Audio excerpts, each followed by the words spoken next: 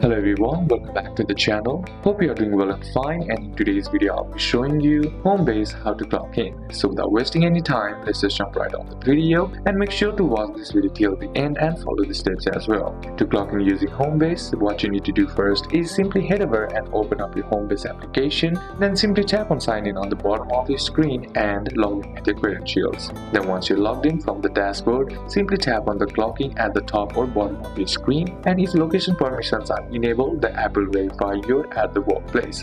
Optionally, you may be prompted to select a role, location or leave a note, and then simply tap on clock in to begin your shift. At the end of the shift, return to the app and then simply tap on clock out. You can also clock in via time clock as well.